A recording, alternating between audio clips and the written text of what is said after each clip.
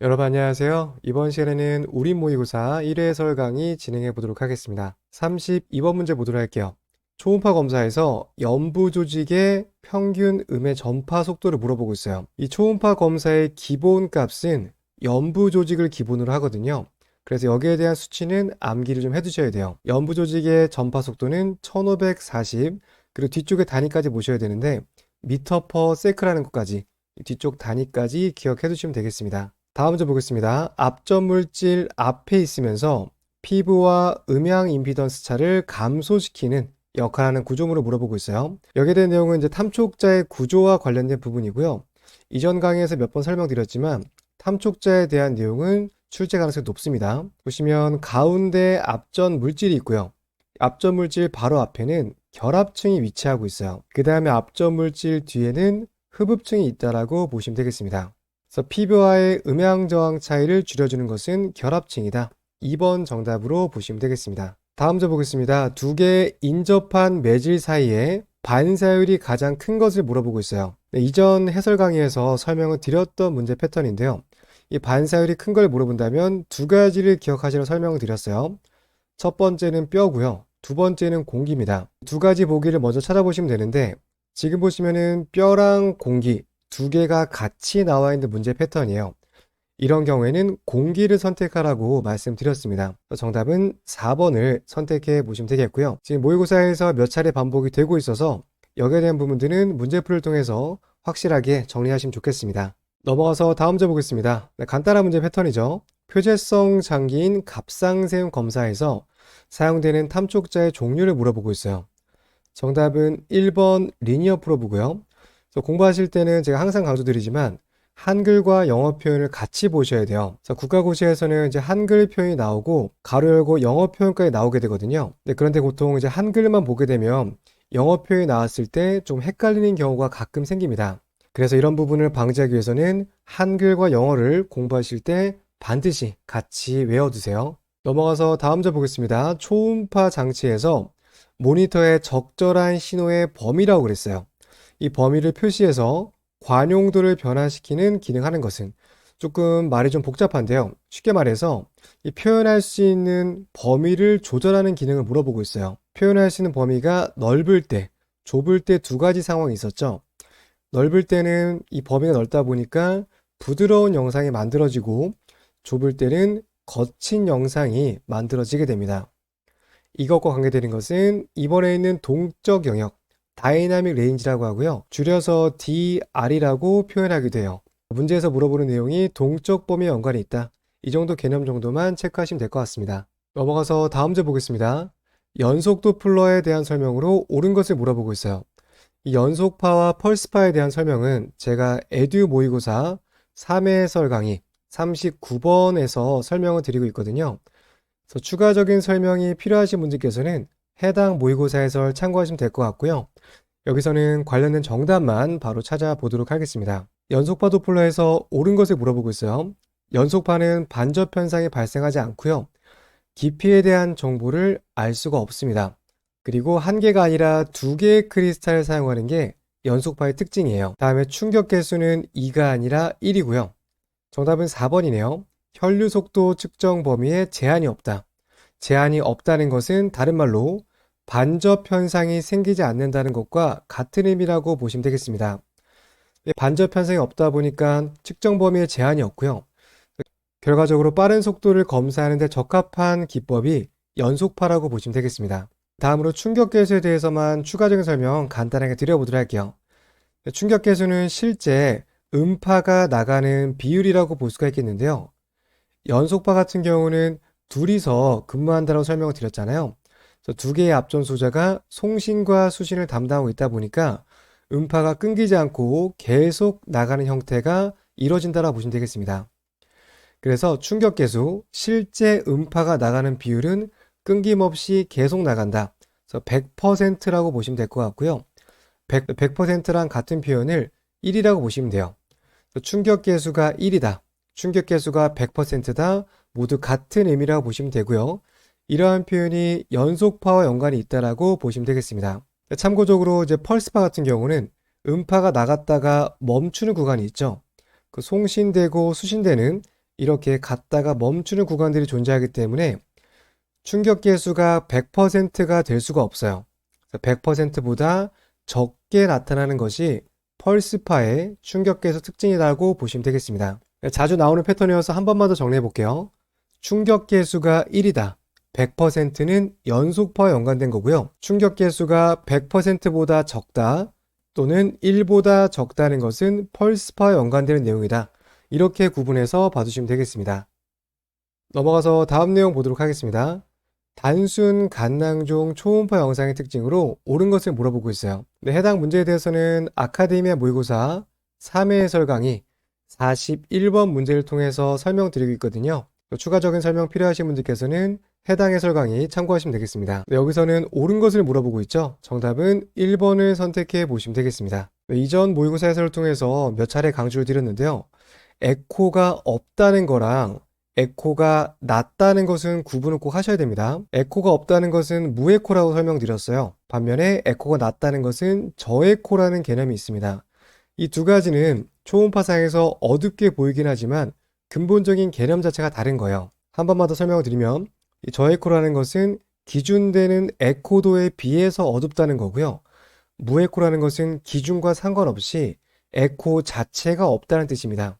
이해가 되시죠? 기준이 있냐, 기준 자체가 없냐, 이런 차이라고 보시면 되겠습니다. 넘어가서 다음 문제 보겠습니다. 위장관 초음파 검사의 주파수로 옳은 것을 물어보고 있어요. 이 위장관 초음파 검사는 이 검사하는 부위마다 조금 차이가 있는데요. 이 문제는 조금 오류가 있다라고 볼 수가 있을 것 같아요. 왜냐하면 그 위장 같은 경우 있죠. 위장 같은 경우는 간 주변에 위치하고 있게 되고 이쪽 부분을 볼 때는 복부 초음파와 비슷한 주파수를 사용하게 되겠습니다. 그래서 정답은 2번으로 되어져 있거든요. 3에서 5MHz. 이 정도가 보통 이제 복부 초음파에서 사용하는 저주파수에 해당되는 탐촉자라고 볼 수 있겠습니다. 반면 위장관 중에서도 또 소장 부분이나 대장 부분을 볼 때는 고주파수를 사용하는 경우도 있거든요. 고주파수를 하게 되면은 7MHz 이상을 사용해서 장 초음파를 보는 경우도 있기 때문에 그래서 문제에서 물어보는 위장관 초음파 검사의 주파수를 3에서 5라고 규정 짓는 것은 조금 오류가 있다라고 볼 수 있겠습니다. 만약에 위장관이 아니라 그냥 위장 초음파라고 딱 잘라서 설명을 했다라고 한다면 복부와 같은 주파수라고 볼 수 있겠는데 일반적으로 위장관이라는 것은 위장, 소장, 대장까지를 포함하는 거거든요.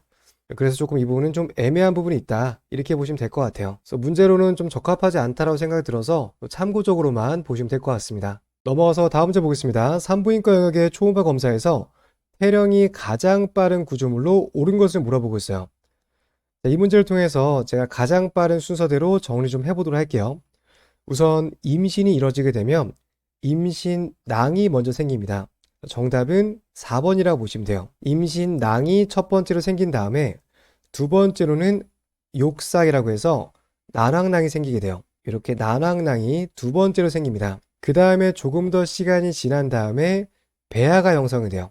조금 더 커지면서 세 번째 배아가 만들어진다. 이 순서라고 보시면 되겠습니다. 한번 정리해 보도록 할게요. 임신낭 먼저 생기고요. 두 번째 난황낭이 생기고 세 번째 배아가 생긴다.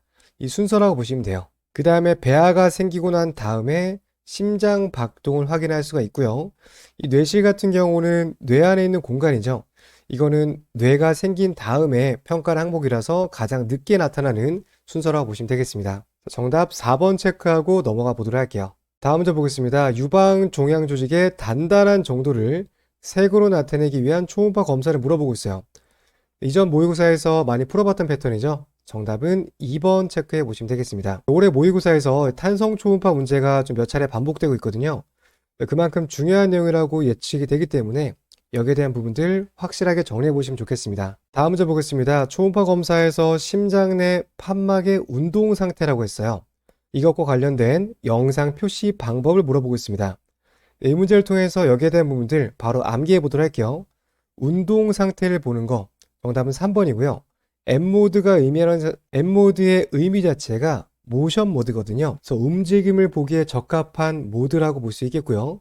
문제에서 물어보는 판막의 운동 상태를 보기에 적합한 그러한 기법이라고 보시면 되겠습니다. 그래서 문제풀이를 하실 때 심장 초음파가 언급이 된다든지 또는 움직임이 언급이 된다면 모두 N모드와 연관된 키워드라고 보시면 되겠습니다. 넘어가서 3교시 실기 문제 보도록 하겠습니다. 초음파 영상이 주어져 있고요.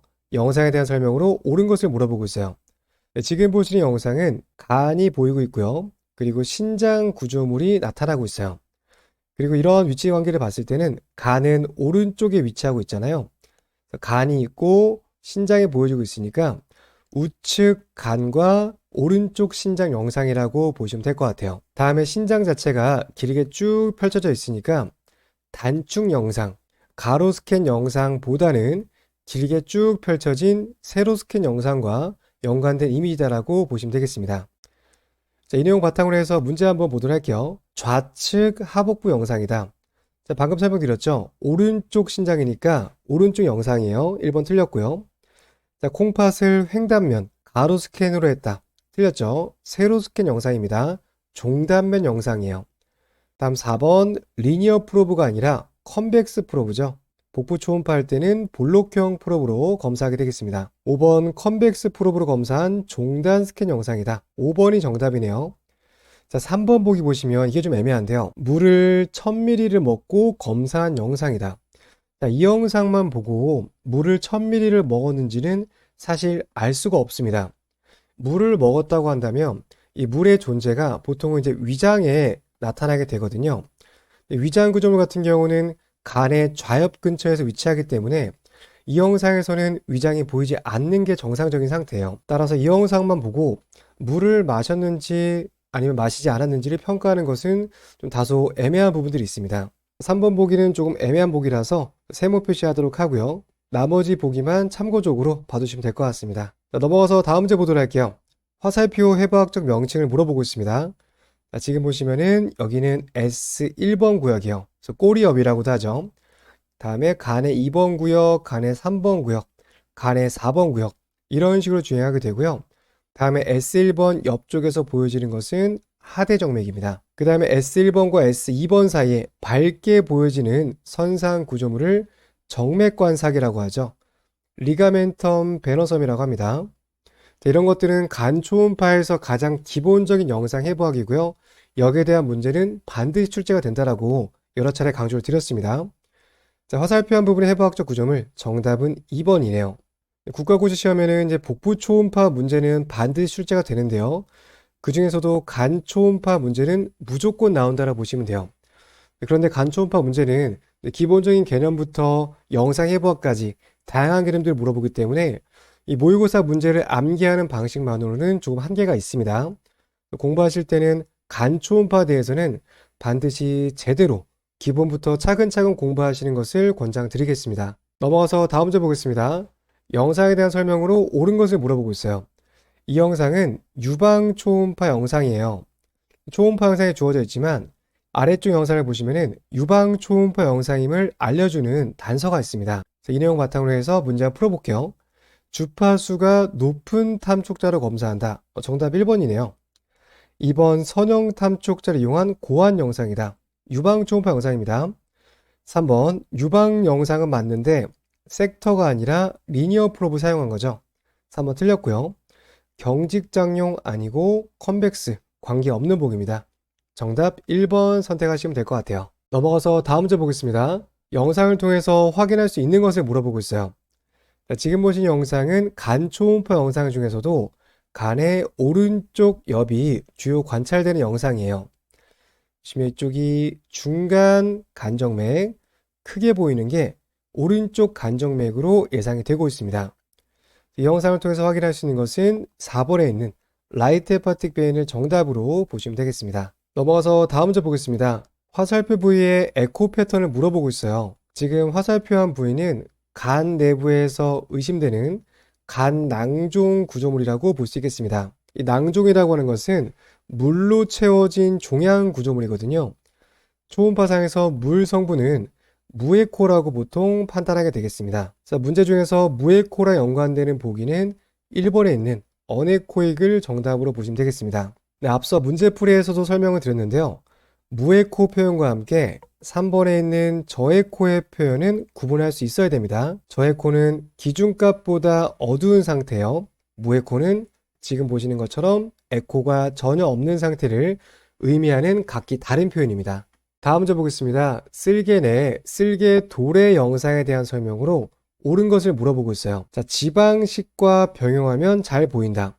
자, 지방식을 먹게 되면 이 쓸개 자체가 사이즈가 작아지게 돼요. 쓸개가 수축하면서 안에 있는 쓸개즙을 바깥으로 내보내기 때문에 지방식을 하게 되면 이런 것들은 잘 보기 어려워집니다.